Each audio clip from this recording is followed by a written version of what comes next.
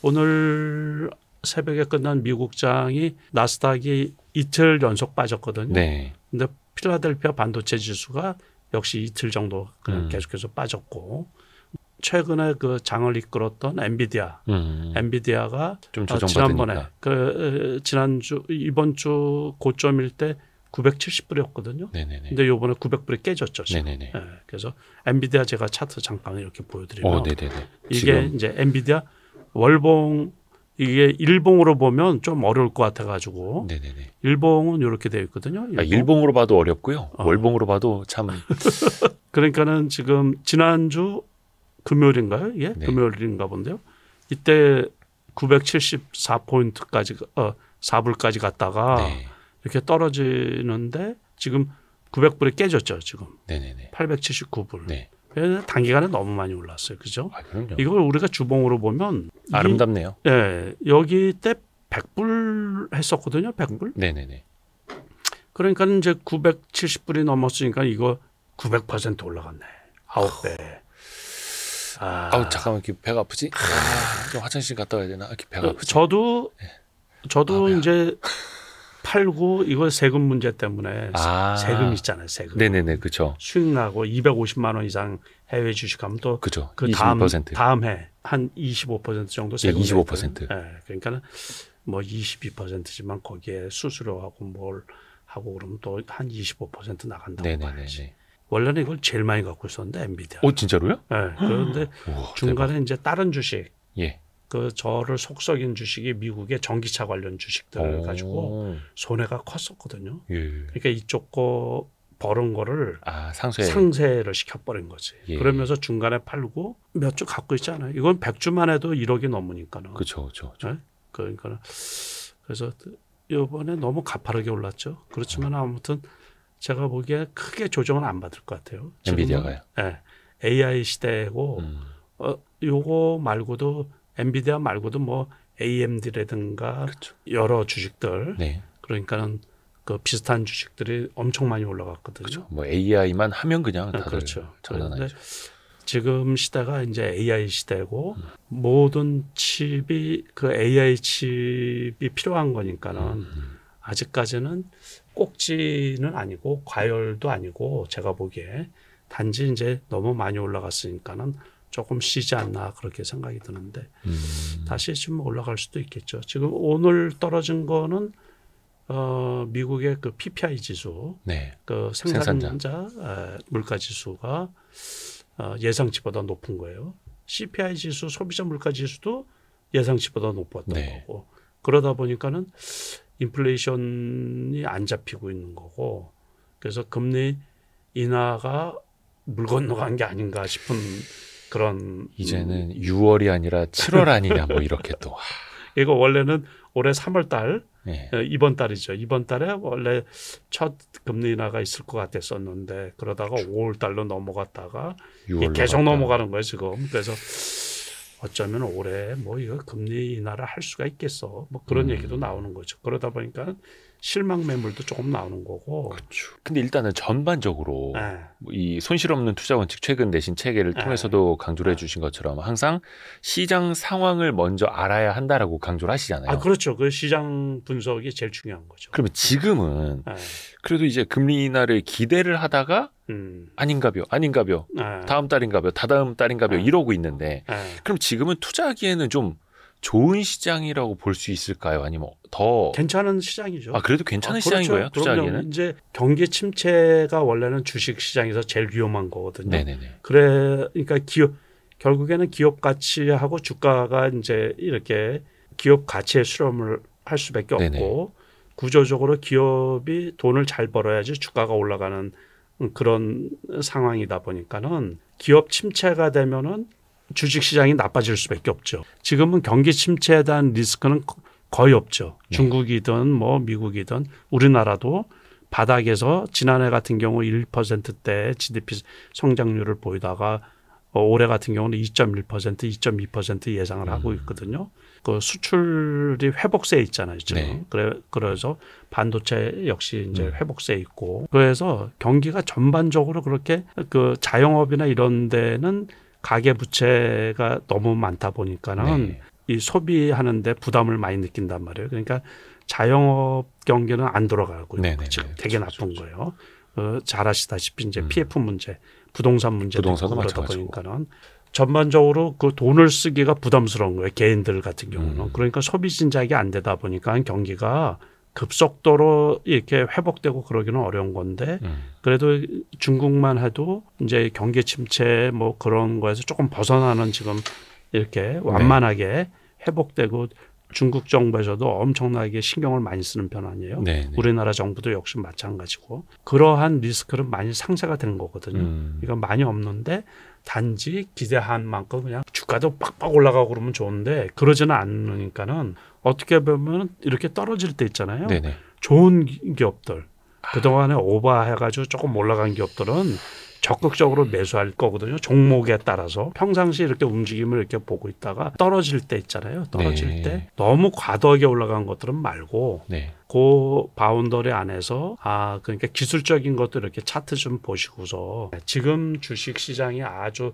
어렵고 그런 게 이 투기적인 세력이 너무 많은 거예요. 리딩방 막 이런 데 있잖아요. 네네네. 그런 데서 그냥 뭐 좋다 그러면 그냥 꽉 올렸다가 거기서 그 확 나가버리면은 후속 매수가 그냥 자취를 감추. 그러니까 어제까지 좋았다가 오늘은 생판 달라져가지고 그래서 확 돌변하네. 네, 그러고서 그냥 확 떨어져 버리죠. 괜찮은 종목인데 어떤 기술적으로 요즘에는 기술적으로 완전히 뭐 죽어버리고 이러지는 않으니까 21선에 걸려 있다가 뭐 이렇게 이제 올라간다든가 또는 N형 패턴 같은 경우 요 종목을 한번 봐드릴게요. 요걸 사라는 말씀이 아니에요. 사라는 말씀이 그 예시로 차트의 예시로 N형 패턴 지금 잠깐 말씀드린 거예요. 요거 여기에서 이렇게 급등을 했잖아요.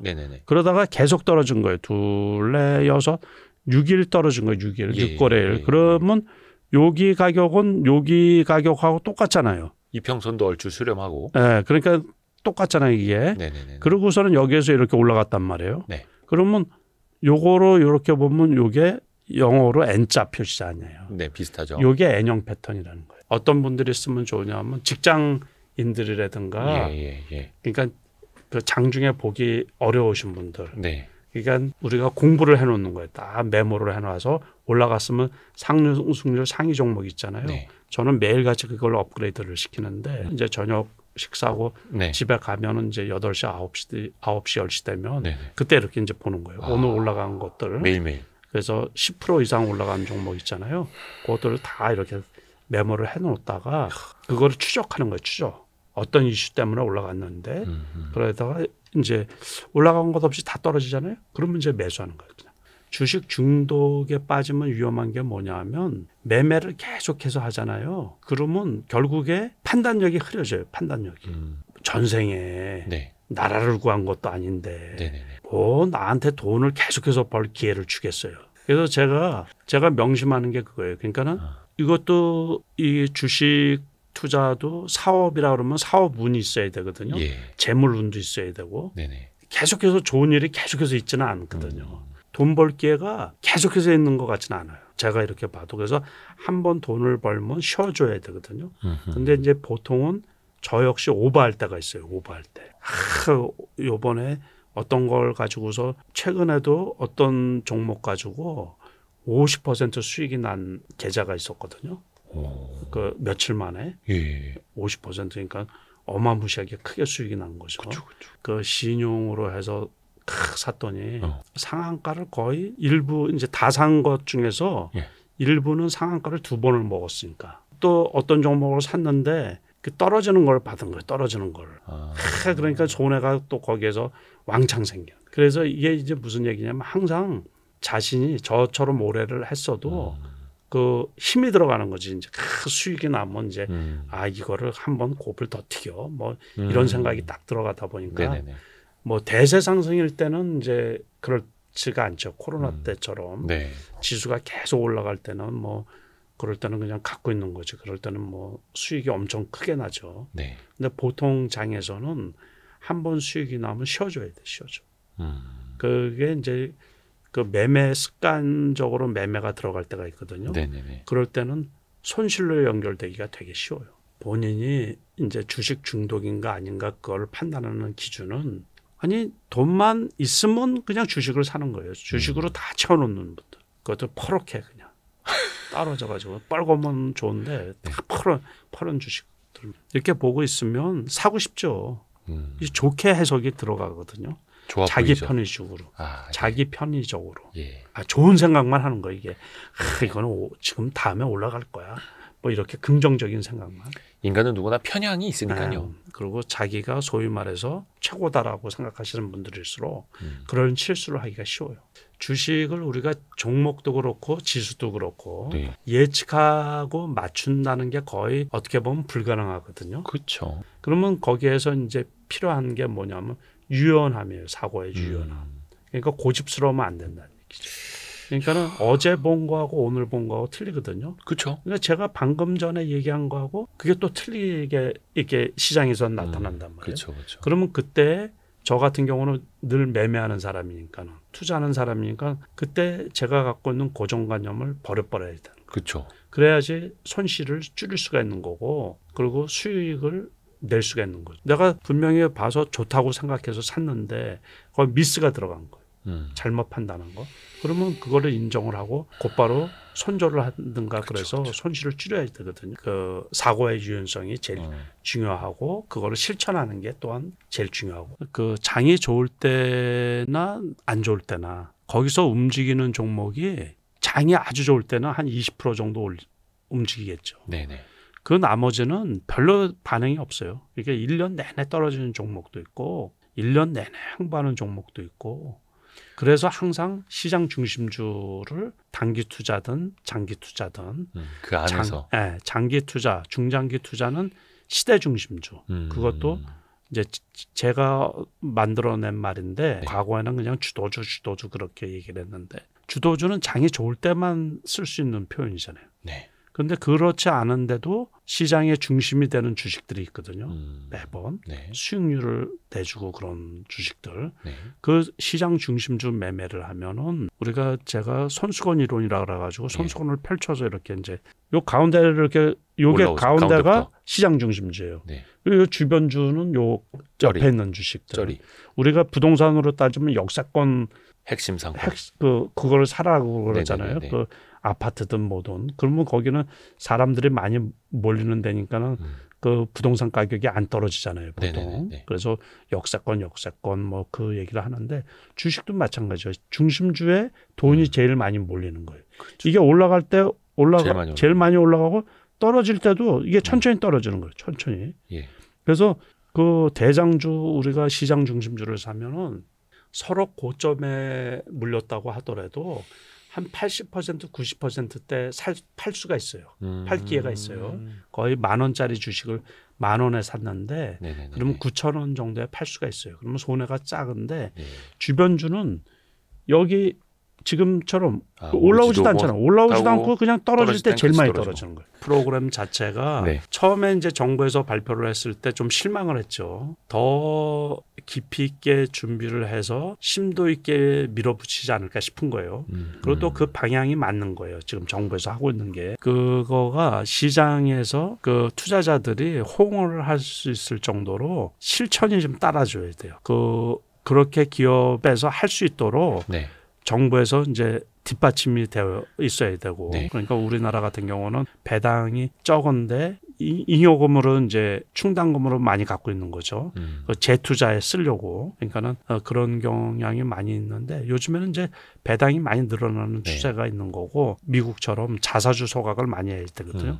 그래서 주식 수를 줄여야 되는데 우리나라 같은 경우는 뭐 그 재무적으로 그 부실한 기업들 그냥 시비를 뭐 BW나 시비를 욕하시는 줄 알았습니다. 무차별로 발행을 많이 하거든요. 그 투자자들 입장에서 열받아요. 그냥 되게. 그게 주식으로 전환돼서 나오면 주가가 그냥 주식 수가 그러니까 너무 많아지는 거예요. 전부 다. 그래서 재무적으로 부실한 기업들은 그런 거를 무차별로 이렇게 발행을 못하도록 어떤 좀 이렇게 규정을 좀 둔다든가 그런 것도 되게 중요하다고.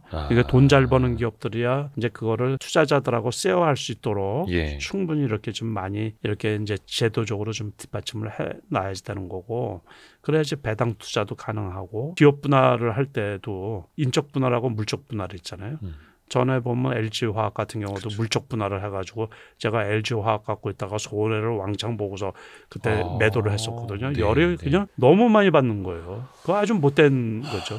기업 입장에서는 손해볼 게 하나도 없는 거예요. 그렇죠. 이렇게 보면 외형 사이즈가 커져버리는 걸 오히려 좋지. 근데 투자자 입장에서는 알짜배기 회사를 빼가지고 물적 분할을 해버리면 투자자는 순 엉망이 돼버리는 거죠. 그러니까 50조짜리 회사에서 100조짜리 회사가 상장이 되니. 그러니까 그거 투자자들이 그 기존 투자자들한테 과실이 돌아가게끔 그렇게 해야 되는데 그거를 그 인적 분할을 해버리면 좋잖아요. 그러면 그 주식도 받고 그러면 그런데 그 기업이 그러니까는 그 사고 자체가 잘못된 거예요. 그러니까 그렇게 물적 분할을 해도 아무런 제재도 없고 욕이나 좀 먹고 지나가면 그냥 끝이고 그쵸. 돈은 영원히 남는 거고 앞으로는 그런 것들을 제도적으로 못하게끔 투자자들한테 피해가 선의의 피해가 안 가도록 그 과거에는 그 코리아 디스카운트 그런 얘기를 많이 했잖아요. 그러니까 북한 핵실험 문제 뭐 이런 것 때문에 디스카운트 그런 얘기가 많이 되어 있는데 지금도 이제 일부 그런 게 있죠. 그런 게 이제 제도적으로 기업 가치를 제대로 인정받을 수 있도록. 가치주, 성장주 구분하면 안 되는 시대예요. 지금은. 그러니까 지금 시대가 달라졌거든요. 그러니까 과거에 5년 전, 10년 전 그 사고를 가지고서 주식 투자를 하면 안 되는 거예요. 이제 안 되죠. 안 통하죠. 원래는 금리 그 인상기에는 그 성장주가 안 되잖아요. 금리를 인하를 해야지 그 돈을 차입을 해서 그 성장하는 기업들이 투자를 한단 말이에요. 그래서 대표적으로 이제 성장주라고 하면 IT하고 바이오주가 대표적인 성장주예요. 그리고 기존 우리가 소위 말하는 굴뚝주 중에서 많은 기업들이 이제 가치주라고 이렇게 평가를 할 수가 있는 거거든요. 음식료나 뭐 이제 보험업종이나 뭐 이런 것들. 그런데 돈은 결국에 소위 말하는 성장주 빅테크 쪽이 쏠리죠. 돈을 제일 많이 벌더라 그런 얘기예요. 맞습니다. 그게 시대가 달라졌다는 거예요. 지금은 앞으로도 계속해서 그런 거고 제가 강조하는 거는 뭐냐면 기술도 전성 시대인 시대가 되는 거예요. 앞으로 계속해서. 그래서 제가 그거를 몇 년 전부터 얘기했던 거거든요. 그러니까는 미국의 대기업체들 특히 빅테크 쪽의 대기업체들 그리고 한국의 지금 대기업체들은 과거의 잣대로 보면 안 되는 게 세상을. 그 기업들은 정보가 있고 또 뭐가 있어요? 돈이 있잖아요. 돈이. 그렇죠. 돈까지 들어가요. 기술이 있고 세상에 새로운 기술을 계속 개발해내면서 수요가 창출되는 그 기술이 뭔지를 알아낼 수가 있고 선도해 나가는 거예요. 세상을 선도해 나가는 기업들이에요. 물론 부분적으로 실패할 수는 있지만 정보, 어떤 게 시장에서 먹히고 수요를 불러일으킬 수가 있나 그거를 그 기업들은 아는 거란 말이에요. 그러니까는 그 시대가 계속해서 유지가 되고 발전해 나갈 수가 있는 거지. 그러니까 과거의 공식은 이미 다 깨졌고. 그렇죠. 그러니까 과거의 잣대를 가지고 투자를 하려고 그러면 벌써 이제 우리가 가치주 투자한 게 오래됐잖아요. 20년 전의 얘기를 가지고서 이제 그걸 가지고서 지금도 계속해서 써먹으려고 그러면 안 된다는 얘기. 그 비트코인이 처음에 나왔을 때 우리가 이제 우리나라에서도 그 일부 상품 그걸 비트코인을 그 매매에 그 물건을 살 때 실질적으로 써보고 막 그랬었거든요. 상점에서. 그랬는데 그 다음에 이제 부작용이 여러 개 나타났죠. 그러니까는 이제 말도 안 되는 코인들 있잖아요. 잡코인들로 인해 가지고 재작년 같은 경우는 거래 정지되고 폐지되고 그러면서 그리고 그 지금 그 몬테네그로인가 거기에 잡혀져 있는 권도용 그 사기친 그런 거로 인해 가지고서 아무튼 거기에서도 손해 본 사람들 엄청 많이 있죠. 그러니까 비트코인 자체는 앞으로도 괜찮을 것 같아요. 제가 보기에 원래 김치 프리미엄이 있었잖아요. 그 6, 7년 전에, 네. 7, 8년 전에 그쵸.